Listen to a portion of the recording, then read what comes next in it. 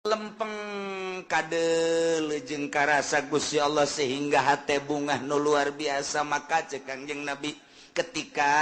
aranjeun kabeh boga kabingung boh urusan dunia boh urusan akhirat, maka salatlah 2 rakaat engke bakal dibere lolongkrang ku Gusti Allah. Lamun aya jelema bingung soal dunia, bingung soal akhirat, sok gerak ka Gusti Allah munajat Allahu Akbar, engke ku Gusti Allah bakal dibere rorongkrang lantaran di jero salat teh aya kabungahan-kabungahan anu hese dicaritakeunana.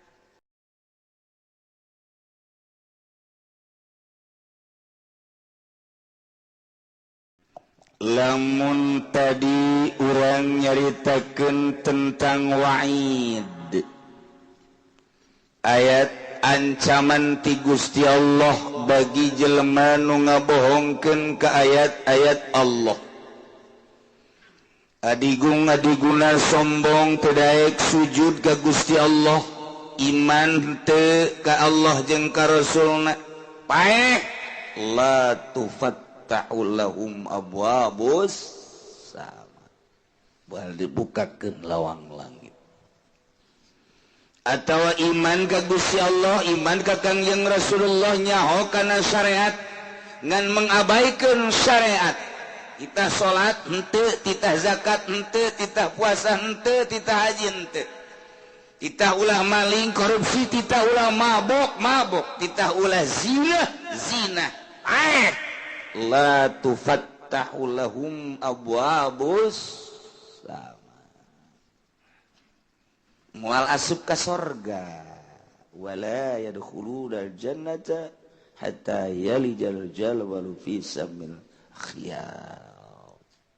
Insyaallah, naudzubillah min dzalik.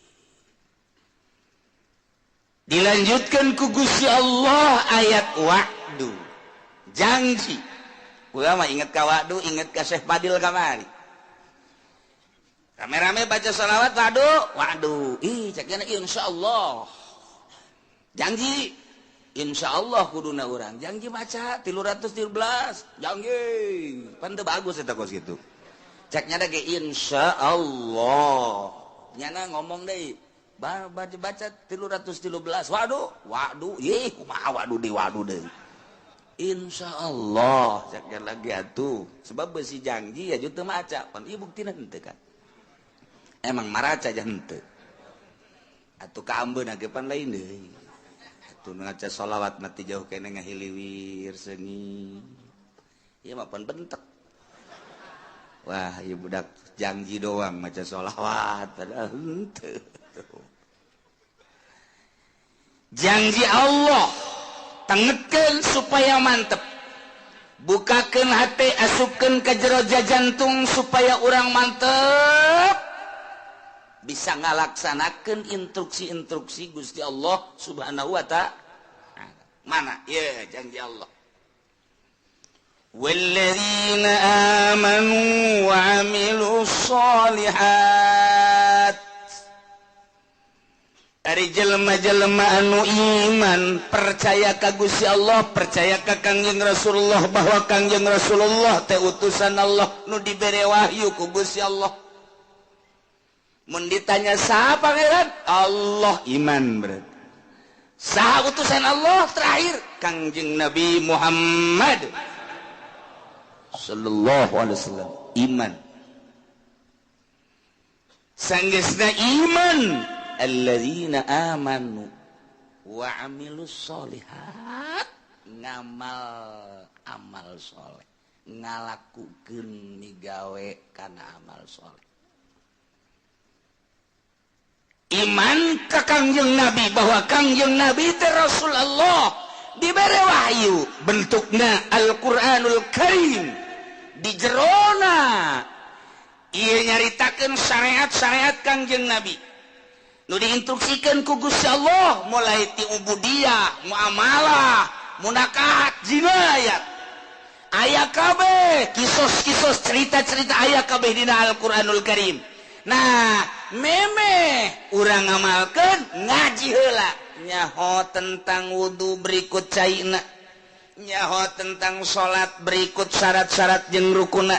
kitu keneh puasa zakat haji. Nah ku hari pengamalan anak wa amilus lihati enteng iman ka Allah jeung ka Kangjeng Rasul ngalaksanakeun perintah-perintah jeung ngajauhan laranganana kumaha tah janji Allah ulaika ashabul jannah masya Allah eta jelema-jelema etalah nu bakal dibere sorga alhamdulillahirabbil urang berarti kan sadaya tuh coba urang lamun ditanya iman ka Allah iman kajeun diseret geja urang mendek iman bae ka Gusti Allah tembak cenah saya pae naik iman bae ka Gusti Allah berarti kan bener iman sia ka Kangjeng Rasul itu iman jasa aing muludan ngulang tahun aku sadus bae kan iman berarti kan marhaba dan lain sebagainya iman Kangjeng Nabi tah ngamalkeun amal soleh dulu di masjid sanu ngimaman emang saha atuh nyaho ieu teh nyaho amal soleh salat puasa Ramadan yang teu kudu make sunah-sunah Ramadan doang geus cukup jadi instruksi kana geus puasa satahun segan sabulan doang Ramadan geus cukup sakitu mun haji kajeun sugi adag-adagan sakali aing mah geus zakat atuh aing mah kan zakat deui kumaha deui eta memang kos kitu jelema nu iman ka Allah ka Kangjeng Rasulullah nah ieulah ulaika ashabul jannah sorga geus murah jasa sorga mah nu mantak lain ku amal asup ka sorga mah lamun urang ngandelkeun ka sorga amal isin atuh amal urang jang meuli sorga atuh isin puasa salat atuh urang mangan syukur Allahu akbar kadang ikut celi Allah maha agung jajero hate mah teu agungan kene cincin digosokan bae cincin terus mandi encan naon encan cincin geus digosok pamajikan cileuhan kene cincin geus digosok berarti kan agungan kene cincin Allahu akbar di mana sih tapi kajian teuing geus lah geus kitu bae pokona Allahu akbar nyaho salat naon zuhur sabarakat 4 bener berarti kan saya salat naon asar sabarakat 4 berarti bener ngaji berarti kan saya salat naon maghrib sabarakat 3 berarti bener eta ku sakitu ge geus hebat eta saya salat naon isya sabarakat 4 bener berarti kan berarti na ngaji nyana saya salat naon ge subuh sabarakat 2 jam sabaraha tadi nek ngaji aing salat subuh heula ajo niatna qodho berarti bener kan na ngaji kan berarti eta jelema ngaji eta tungguan lah ngaji dik naon salat subuh lah sholli fardhu subuh rakaatain qobon Allah itu kan bener berarti kan bener surga eta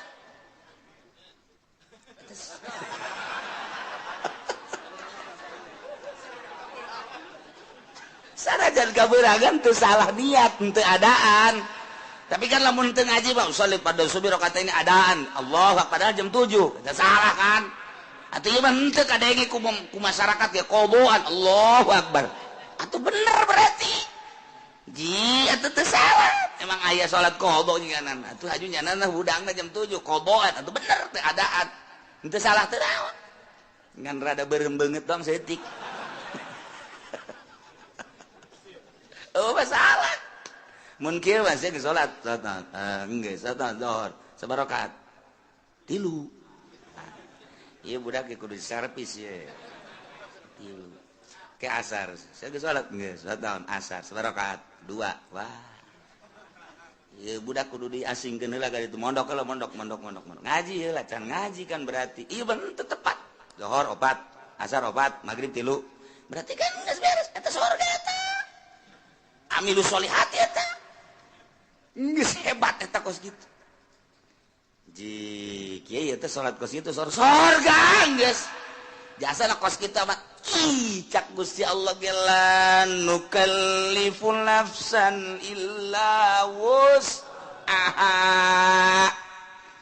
Kaula nu agung tega beratkeun kawak-awakan ka hiji jelema sahabat di mana bae aya narek lalaki rek awewe illa usaha kecuali sakabawana kunyana eta qata minal amal ai kabawana nyana kos kitu atuh kos kitu bae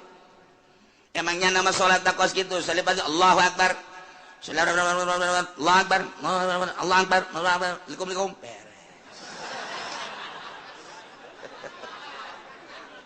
Assalamualaikum ya guys, ayo salat barakat. Opat. Pan cepet amat jumping-jumpingkeun geus ku aing. Sakumaha trial bo budak. Tapi kan salat, emang aing mah bisa na kos kitu. Cak Gusti Allah ge kamari aing ngaji di mingguan la nukallifu nafsan illa usaha. Ngadal coba eta. Iya tuh geus. Geus ulah disalahkeun emang Quran kos kitu Pak. Wayah ngeunah bae urang ge tetep. Iya ulah sambarangan iya ayat mahal ya enggak sepenting masa sholat baik mana ya anak orang gitu bah kalau aja sholat tidak khusus boro-boro sih aing ente enggak sepenting sarolat baik deh khusus deh ente ayo nggak sholat deh pokoknya mah ya ke surga malain ku husu ku iman amal soleh nggak bisa nasa gitu cek kamari jangan ngajelan nukallifu nafsan illa usaha poe eta bapak bisa ngadalil giliran nu kitu diapalkeun we kunyana geus aing mah ngapalkeun ayat eta bae asana tiis ka hate. Geus geunaheun ieu bener-bener lain lalagaan geus. Asalnya syaratna, asalnya rukuna beres. Geus eta amal soleh emang ka surga kudu ku amal. Ku amal moal kabeuli. Moal kabeuli surga nu sakitu bagusna. Bayangkeun bae coba nu sakitu indahna widadari nage lamun teh mah cinggirna ka dunya panon poe surem mun nyidu saket celaka laut jadi amis mun urang neuleuh ka widadari eta teh pingping jeung bitis da teh jero nage kadeuleuh ku ngagenclang-genclang endek ditumpakan ku potongan Haji Pendi atuh ngajengkang ti heula geus lain ku amal ieu mah asup ka surga mah ku rahmat Allah subhanahu wa ta'ala bantak la nukallifu nafsan illa enteng geus ulah hese-hese Masya Allah karim pokokna mah iman ka Allah mun ditanya sasia pangeran Allah beres sasia nabi sia Kanjeng Nabi Muhammad aing mah geus pokona mah sakitu bae sholat osok aing sholat sampai 5 kali sanajan aing teh husuk tapi aing osok puasa aing puasa Ramadan osok sabulan aing kitu mah Senin Kamis segala mah dilok aing mah bener tapi aing mah diinstruksikeun ku Gusti Allah sabulan doang satahun eta mah osok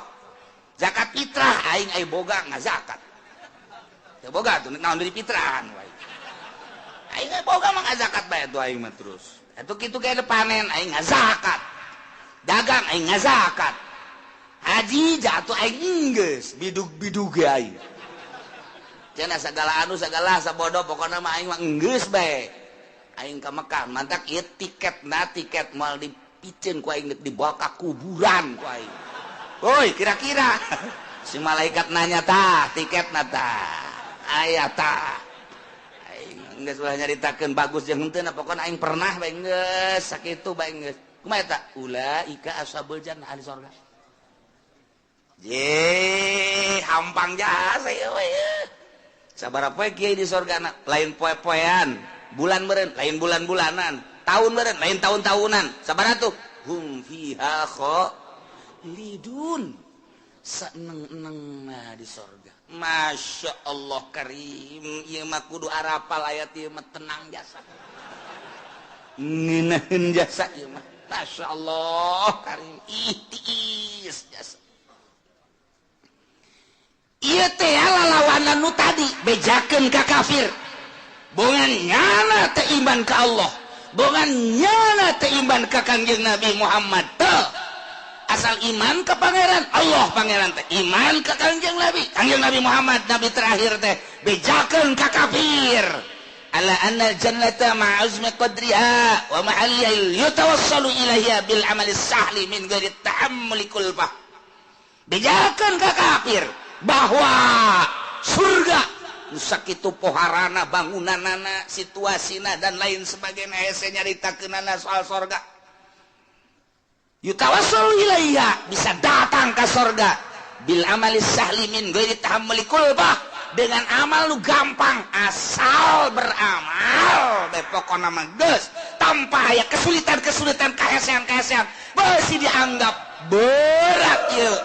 ibadah ka Gusti Allah dijelaskeun ku Gusti Allah make jumlah mutarabah la nukallifu nafsan illa wus teu ngaberatkeun aing ka saha bae kecuali sakamampuhanana gerakanana bisa nangtung-nangtungnya teu bisa diuk ngedang teu bisa ngedang nangkarak geus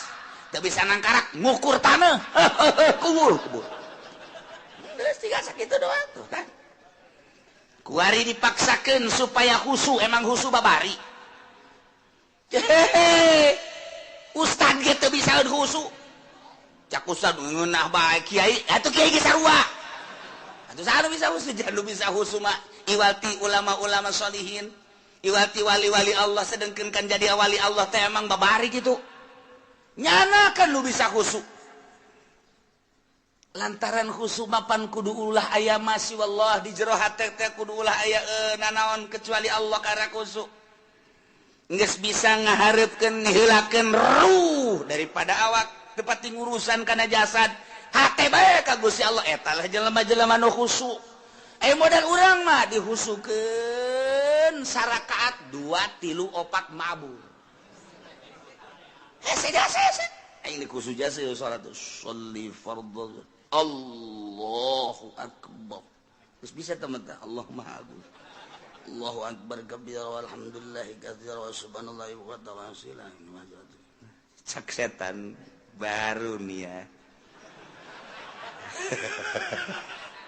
cak setan ayo geura husukeun Gusti geura husukeun ayo geura husukeun inna sholati wa nusuki wa mahyaya wa ngadeukeutan setan slek ayo wa mahyaya wa mamati lillahi rabbil alamin la syarika lahu wa bidzalika cincin berem bagus wa nusuki wa mahyaya edan cincin di jero hate cincin aya cincinan digulak-gilak ku setan eta buleut lamun dipelonjongkeun mah rada bagus gosokan deui kakarak ge 2 kali ngagosokanana kan ganti-ganti yeuna naon karangana batangna kamari mah kan ku perak coba bagus tungtung ngalahin salat produksi cincin geus inget-inget assalamualaikum warahmatullahi wabarakatuh cak setan dadah kos kitu salat urang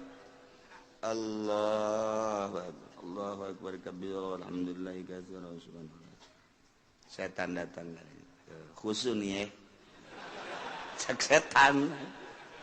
sholati wa nusuki wa mahyaya wa mamati di pabrik aya angkateun barang geser saya tik eta geser saya tik hargana duh sakilo nanti namun ditambahan di 100 nyana diberi nyana mikeun kamari kakarak 50 doang 100 lah jadikeun bae lah ini namun sakintal teh ghairil maghdubi alaihim waladdallin acak-acakan salat aduh Allahu akbar Allahu akbar kabira alhamdulillahi katsira subhanallahi wa ta'ala ndek ondangan sepatu meuli anyar bae kitu jang paparantieun ongko eta mah geus kebel asana sepatu jeung nyeri dipakena hayang rada nyaman bae sabaraha duit jang kelah sababarana mah masalah nu penting mah meuli bae lah isukan bae itu ka Tangerangna gitu nya ghairil maghdubi alaihim waladdallin sepatu jelema nama di luhur sajadah sajadahna ge bagus jasa menang meuli ti Mekah buatan Turki sajadahna di jero masjid dage make kipas make AC bagus luar biasa salatna make jubah make sorban udang-udang deui siwak lagi eleh bae leungeun mah mending gosrok-gosrok gitu pan poara eta deuleu zahir mah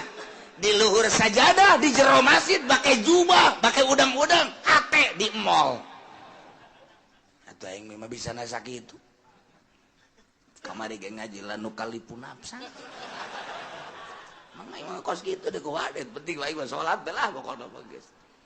memang bener penting mah salat bae mah keur carita nu penting mah amal soleh daek bae heula geus adapun kadituna engke tahapan-tahapan di sorgana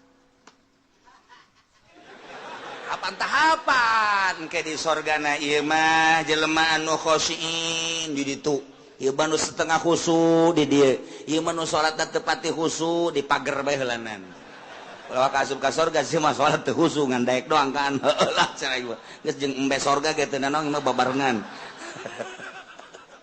aing geus ngaja aing nemah jasa keur ieu aing mah salatna teu khusu kajen aing mah di pelataran ge asal teu ka neraka bae aing mah geus lah geus cenah mah dirinya bae teu boga tempat cenah mah geus dihareupeun sorga bae kebal-kebal Gusti banyak ieu di dieu bae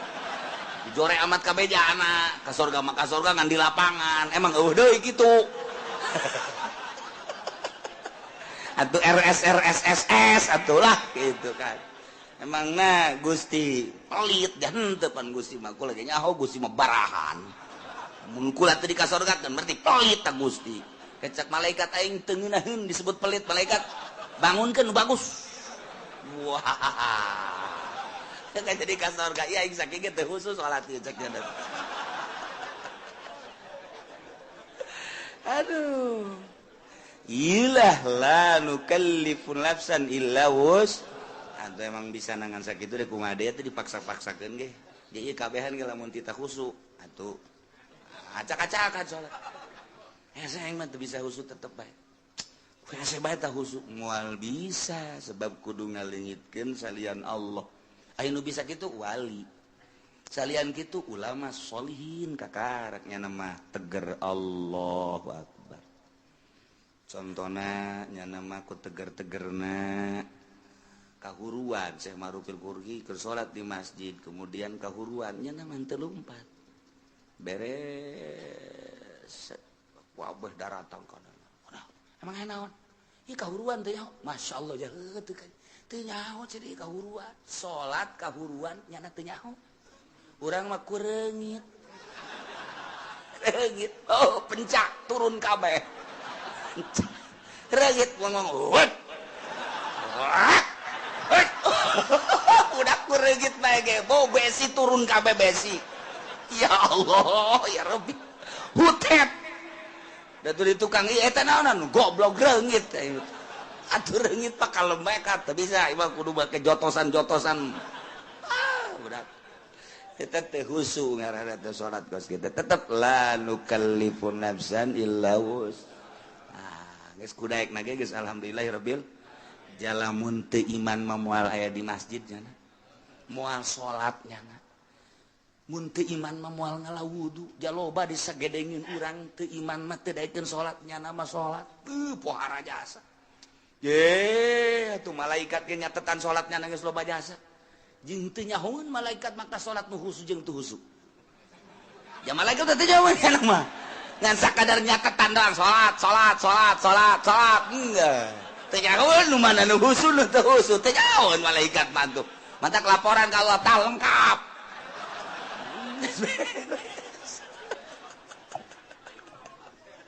ya Allah ya Rabbi ngeunaheun jasa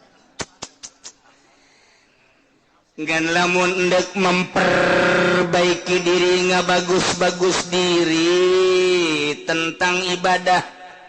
ku aya bahasa wa amilus solihati di samping iman ka Allah iman ka Kangjeng Rasulullah wa amilus solihati lain sakadar iman tapi beramal soleh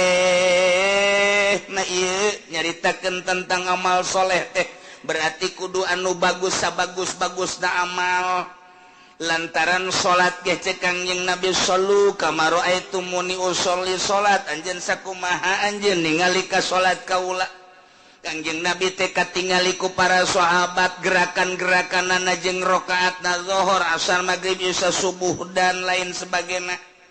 Bentuk salat nama urang teu pati beda jeung Kangjeng Rasul, nu beda teh ngan sakadar batina doang. Ketika Kangjeng Rasul salat cek Kangjeng Rasul wa qurratu aini fi shalah, ketika salat teh lempeng kadel jeung karasa Gusti Allah sehingga hate bungah nu luar biasa. Maka cek Kangjeng Nabi ketika aranjeun kabeh boga kabingung boh urusan dunia boh urusan akhirat, maka salatlah 2 rakaat engke bakal dibere lolongkrang ku Gusti Allah. Lamun aya jelema bingung soal dunia, bingung soal akhirat, sok gerak ka Gusti Allah munajat Allahu Akbar, engke ku Gusti Allah bakal dibere rorongkrang lantaran di jero salat teh aya kabungahan-kabungahan anu hese dicaritakeunana. Ngan lamun urang nyaritakeun kabungahan di jero salat pan hese lantaran urang macan pernah manggihan bungah di jero salat, malah urang mah keur bungah salat jadi henteu bungah. Urang mah keur tentrem salat jadi teu tentrem. Lantaran urang mah salat teh kakarak ge daek doang jeung dipaksa eueuh kangeunahan. Nah, neangan coba kangeunahan kumaha jak Kangjeng Nabi menyaritakeun salat teh ngeunah. Ieu mah deuk memperbaiki sakadar iman ka Allah, sakadar iman ka Kangjeng Rasulullah, beramal sakumaha parentah jeung larangan dijauhkeun. Nah eta teh geus asup kana ulaika ashabul jannah hum fiha khalidun, ngan di sorga beda-beda engke.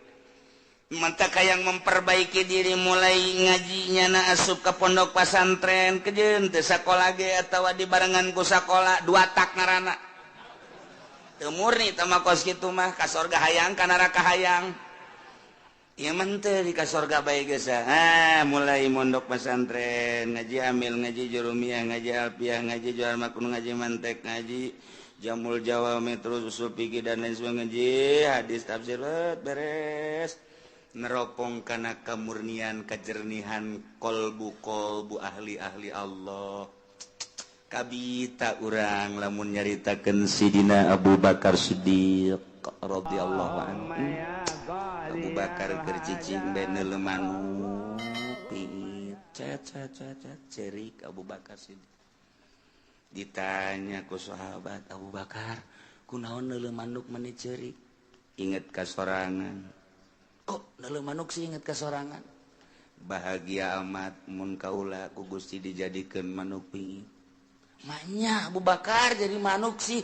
bahagia. Bahagia nama kieu cek Sidina Abu Bakar engke di akhirat teh manuk dibuktikeun ke ditanya kabelah dituna geusan manuk mah jadi lebu. Eueuh hisab eueuh naon ai Abu Bakar engke di akhirat kumaha?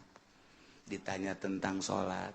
Beres tah henteu salatna, khusyuk tah henteu salatna. Wah, mulai tah urang. Aduh, tadi ngeunaheun biasa. Sukari rada garentet deui aing ye. Sina Abu Bakar yang cerikan diri sorangan neuleuh manuk doang. Hayang amat neuleuh manuk cek nyana jadi manuk. Lantaran manuk mah paeh di akhirat jadi lebu geus bae. Eueuh hisaban tapi pan Abu Bakar engke. Ditanya datang ke mana, iya memperjuangkan agama, datang ke mana salatna khusyuk, datang ke mana sieun jasa harta-harta leuwih ti kabutuhan ke bakal ditanya ku Gusti Allah. Ieu Abu Bakar ieu sedih jasa engke di akhirat bakal dihisab engke mantak kurucut ceurik neuleuh manuk ras ka diri sorangan. Masyaallah. Sidina Ali kieu bae di juru imah. Kieu bae. Ditanya kapan ku Siti Fatimah pamajikanan Kang Ali.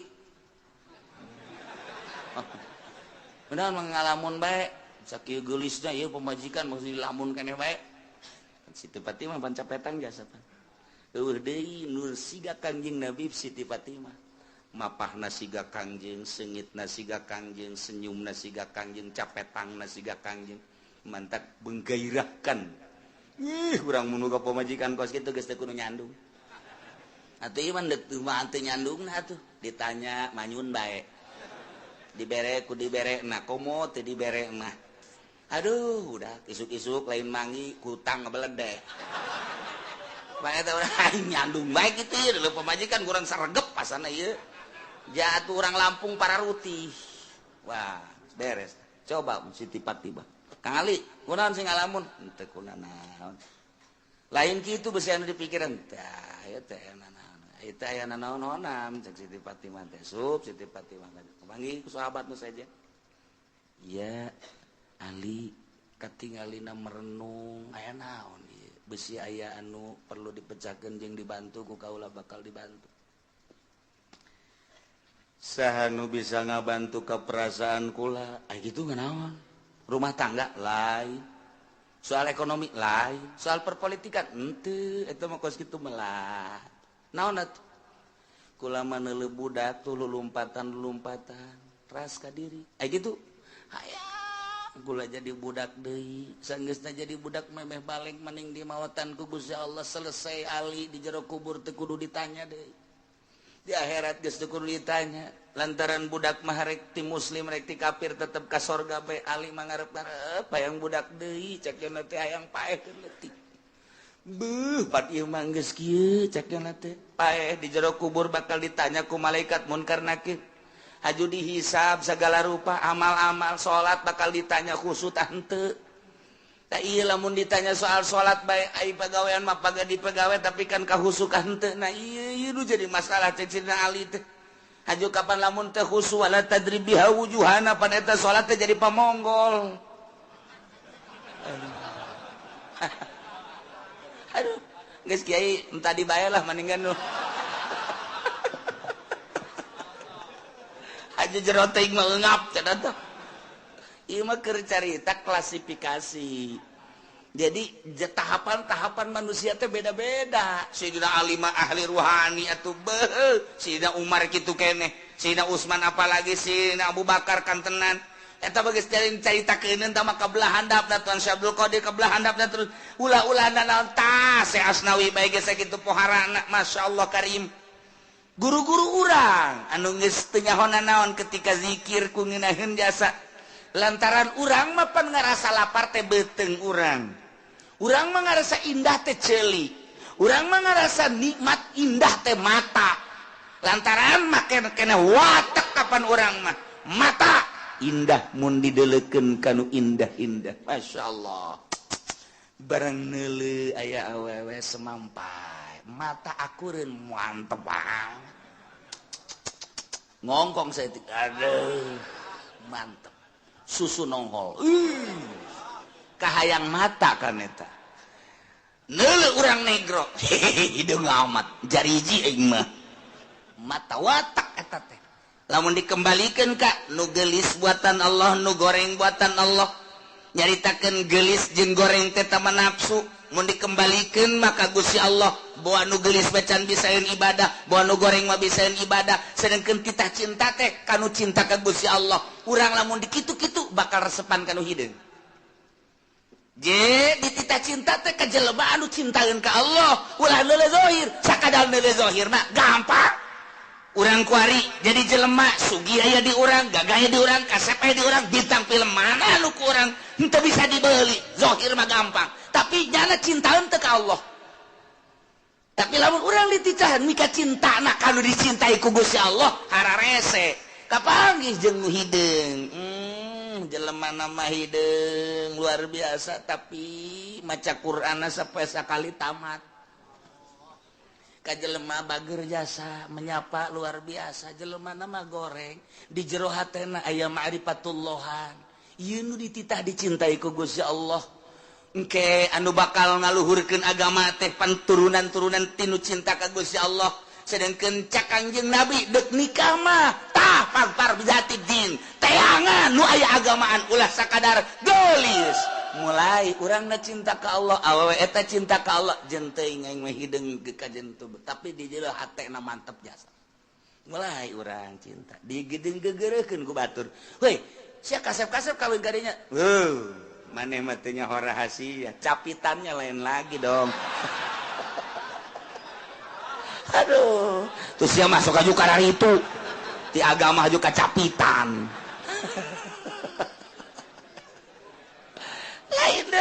itu didele batin Masya Allah kurang kawin lillahi ta'ala tenele gelisna tenele kayana tenele tapi nele agama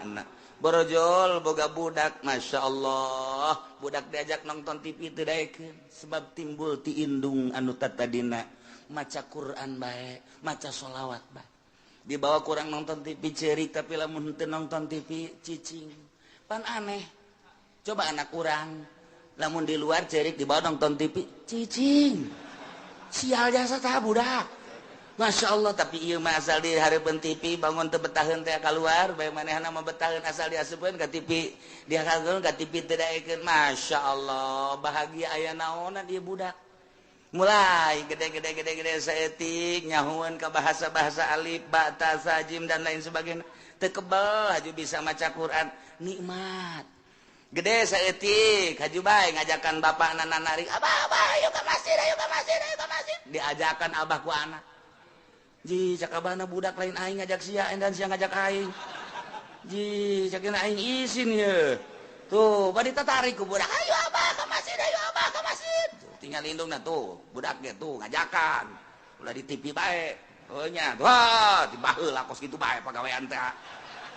tuh aing izin-izin ka anak heulanan tuh ka anak izin Masya Allah ieu lain lalagaan nah fasbar bizatidin ieu keur carita memperbaiki diri emang bisa nanya kos kitu tetep baginya nabala nukallifun nafsan illa wus urang nyaritakeun hakikat di makon hakikat panjacaknya nanti hese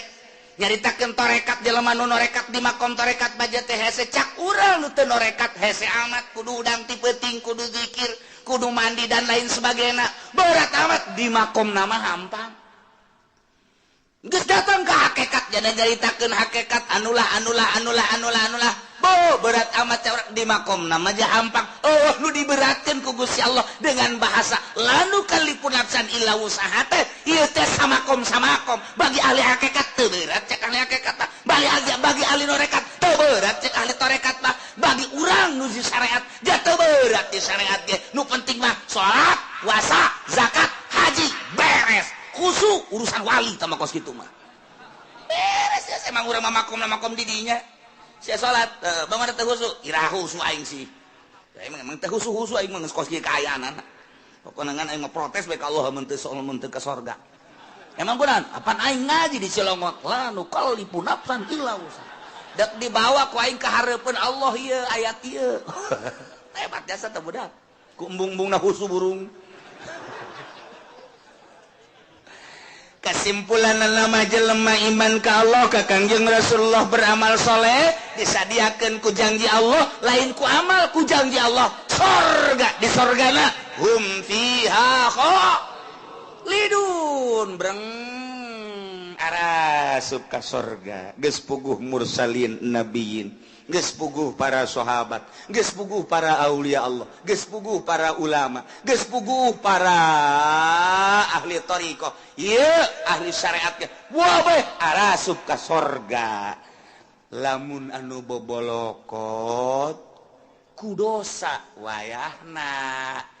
dianclomkeun heula ieu mah wayahna doang tetep ka sorga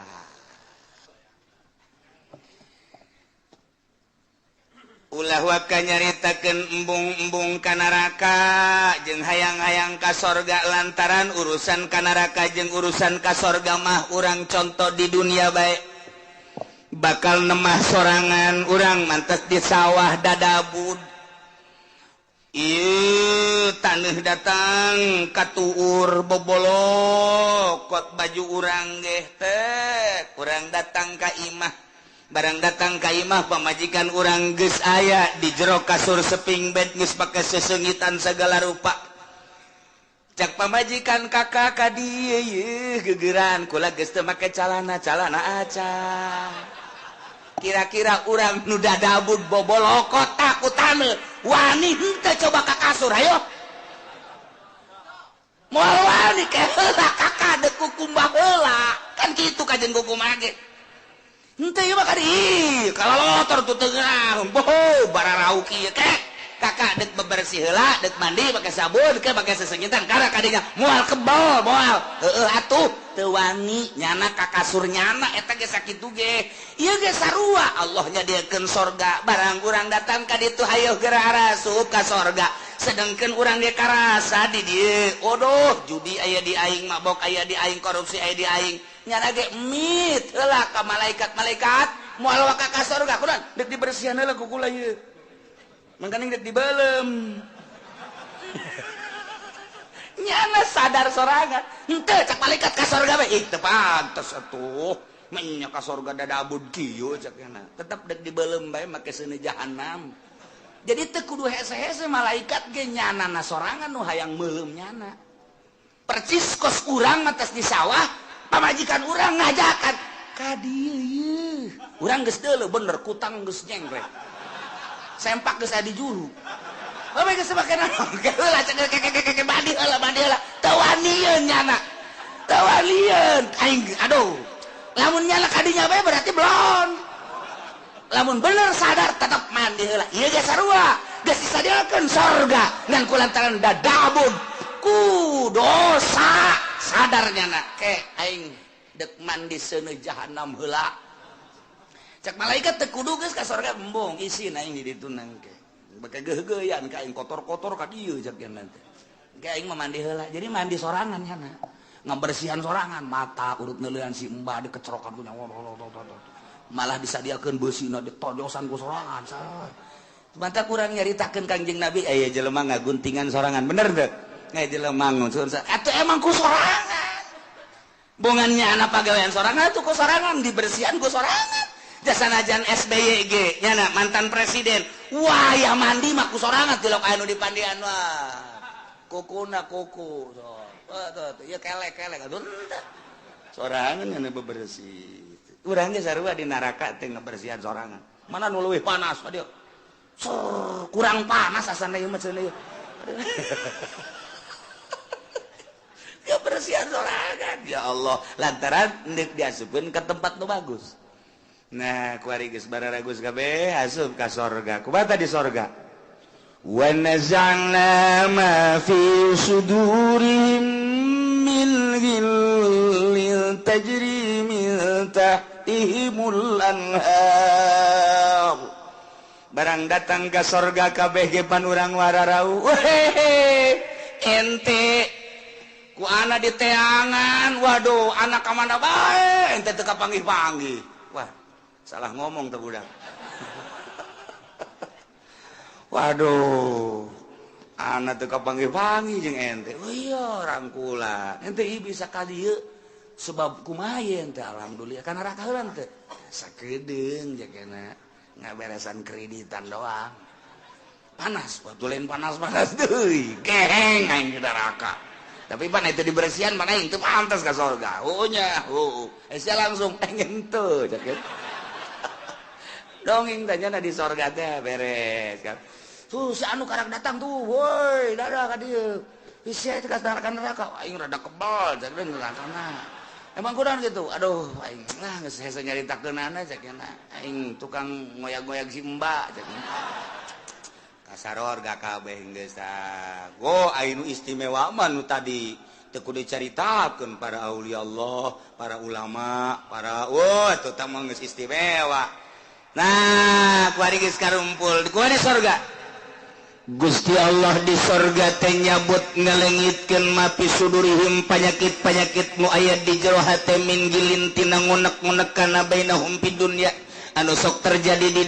dunia mah kapan aya ngunek-ngunek. Urang naik motor net aya bae anu nyiap set goblok teh budak awas ya ku aing. Tungguan sia motor naon sia koreng nah disusul sia ku aing ngunek-ngunek ngaranna lamun sabar mah kan teh oh teu tihela bae eta keur carita kendaraan urang ngawarung sia maju goblok teh budak awas sia ku aing kunaon sia kakarak ngawarung anyar maju aing henteu sia ku aing susul sia ku aing ngunek-ngunek ngaranna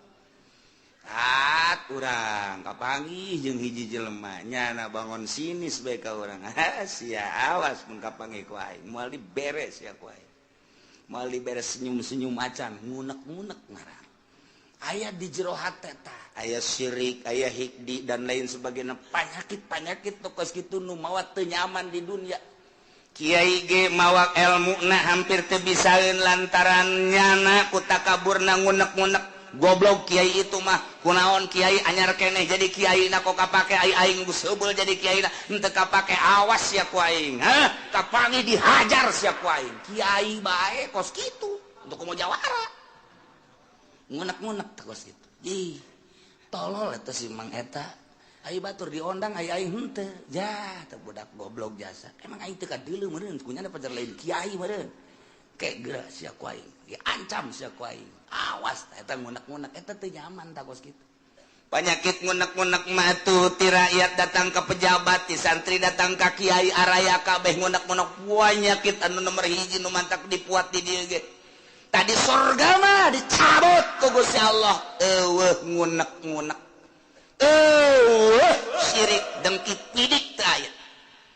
sanajan aya kelas di surga oh si anu mah di kelas hiji di surga Firdaus si anu mah di surga Naim si anu mah di surga anu ngunek-ngunek sanajan aya nu di handap panghandapna jelema di surgana panghandapna henteu sirik ka nu di luhur teu takabur ka nu apa akur bae di surga mah penyakit nikmat jasa di surga penyakit hikdu penyakit syirik penyakit macam-macam teu aya pokona mah geus ninah baik guys dicabut ku Gusti Allah penyakit nu aya di dunia geus berarti urang teh selalu sono hikdu nanaon selalu rindu urang hayang kapanggih deui ke hayang kapanggih jeung anu hayang kapanggih teu aya unek-unek sanajan batur urang di kelas tu luhur urang di handap atawa urang di luhur batur yana teu aya ngunek-ngunek teu aya hasud aya dengki teh aya nanaon nikmat di surga mah di surga tajri min tahtihal anhar tahtihimul anhar bangunan ulah dicaritakeun ulah dibayangkeun cara di Kelapa Gading ulah dicaritakeun dibayangkeun cara BSD tameuhna naonan kadeuleuna doang ku urang indah coba usah urang asup ka jero WC geus teu dikrok-krok acan getilok dieusipan kunyana nararanglet dan lain sebagainya ulah dibayangkeun ngeunah urang horenganan nu ngeunah di alam dunia mah sapira bangunan kos kitu di dunia mah nu nikmat cenah kelas 10 M sapira 10 M cenah aya anu 50 M nu ngeunah di dunia mah rieuh nu aya ke di akhirat mah bangunanana batuna tina emas jeung perak tiga intina inten berlian teu kudu make lampu tapi seluruh sinar-sinar lampu ti mimiti herang caang beureum koneng biru araya hese nyaritakeunana tajri min tahtihimul anhar dihandapeun gedung-gedung urang sing korolok cai bisa ditambai urang keur cicing di luhur hayang cai ka luhur disintrekan doang kitu dicepret cai nae ka luhur hayang cai naon hayang cai susu aya hayang cai arak aya hayang cai naon bae tinggal tek cai datang tajri min tahtihal anhar ku ari ge urang nyieun sosorgaan di dunia teh cai sing kerelek kadeuleuna mah cai padahal mah setrum kudu dibayar eta puyeng eta nu aya kadeuleuna cai eta ku mata mah padahal di jero hatena mah ieu budak bade teuing setrum ieu waduh sosorgaan di dunia di akhirat tajri min tahtihibul anhar di samping bangunan anu sakitu indahna tangkal kayu dan lain sebagainya urang teh di hadaman ku barudak-barudak widadari ngagalendotan urang hayang nu kumaha aya saurang dibere 70 geus urang kieu bae ge urang pindah ti ieu beteung ieu ka beteung ieu ti beteung ieu ka beteung jeung capek-capek sedengkeun mantas dipake jadi parawan deui berubah beungeut ge isuk makos puari makos ge isuk kos kitu isuk kos makin kasep makin geulis henteu angger beungeut urang poe ieu kos ge isuk lain deui ieu lah maha kawasa Allah subhanahu wa ta'ala nu penting iman ka Allah iman ka Kangjeng Rasulullah amal saleh mantep geus pokona mah teu kudu hese-hese la nukallifu nafsan illa wus asal berangkat teh geus pokona surga tinggal diperbaiki doang kurang larangan-larangan titah ngeridit titah diulah ngeridit eta kudu dipiceuna besingke mandi sorangan di ditu ngabersihan ngagosokan suku kuna dikreditan ieu ka suku-suku ih emang kumaha gitu ya Allah ya Rabbi sehingga hade nyokot duit bank sehingga hade deposito eta teh ribawi nu kos kitu moal kebel di alam dunia teh diriweukeun ku nu kos karar itu masyaallah muka maka tujuan anjeun kunaon ngariweuhkeun anjeun ujung-ujung nama kapan pae kunaon teu mikiran pae nah ieu sing hade sakedeung urang dibere waktu nu penting alladzina amanu wa amilus sholihat naon perintah laksanakeun sempurnana nu optimal usahakeun kemudian laranganna jauhan asup ka sorga dibersihan tina berbagai penyakit tajri tahtihimul anhar ngomong urang kabeh di sorga kumaha ngomongna wa qalul hamdulillahilladzi hadana li hadza wa ma kunna linahtadiya laula an hadanallah ieu bahasa urang nu bakal dicaritakeun ku urang engke digambarkeun ku Gusti Allah ngomong urang ke di sorga ieu omonganana urang kabehan asup ka sorga beu nikmat jasa urang pamajikan urang anak jeung incu asup ka sorga munah bapak urang bapak kolot urang kabeh uyut urang ujang ngawareng urang udag-udag siul wah beh ka sorga ka Bondoroyot nikmat luar biasa aya hiji ben nu nyelap ayo si Edi ke mana? Orang di sorga. Cak mana heunya ka mana eta budak emang keur di ditu na ge tidak nurut ta budak. Coba teangan, coba kan sungai aya di pagar sorga. Oh, wah tuh, mana teh si Edi budak aing mah nineung jasa eta budak aing boga rarasaan asana ke budak tak kana neraka kajen ku kumaha ge. Ih, bukan di pasantrenkeun ban keur balik mah lulu banyak. Sakola pan bebeja nama ka guru orengan teu asup-asup di pabrik endahan malingan sapatu eta budak aduh aing mah boga anak ieu hiji lain rarasaan lah sana aing mah coba teh angkat coba angkatnya neraka malaikat malik coba aya warga neraka ngaran Edin teu di deuleu aya jadwalna di eta Edi urang mana ieu Cikupa coba iya tak wah bener ih anak abdi ya malaikat ya anak teh pokoknya mah naraka bae pangyabutkeun we teu bisa cak kene mah kebal kene 100 tahun kene mah di mana coba tempat tuh di anu tuh dituduhkeun blokna aya sebab aya letter C napon di ditu soal kaliru urang datang ke blok 2 kali itu bener Dek oh iya abah ya abah di mana abah mah di sorga jeung emas sia jeung adi sia kabehan sia kunaon ya bah tulungan keur ieu ge pan titah mondok keur ieu kunaon balik malulu aja siapan sakola pan teu beres saya kos kieu bah geus ulah gaco bae bah panas ya panas tuh ieu dosa naon maling sepatu bae aduh agak satu hari mah bukan mah sia dibersihan bae lah di dia ente bisa bah minta dicepetkan gitu jawaban mana pananya di itu aya saya di itu di blok C nya ada di itu aduh geus teu kadele banget nya nama sak mana heula ka jelas kedan dibersihan heula lah jaka ge moal ka mana ge ka sorga kene cak adina tuh heuh nganggeheng mak tak ulah datang ka kos gitu pan sedih urang sedih masya Allah gitu masa Bondoroyot asup kabeh ka sorga kan nah ieu di sorga engke urang ngomong kabeh ki ngomong urang ieu bahasa urang engke di sorga digambarkeun ku Gusti Allah Subhanahu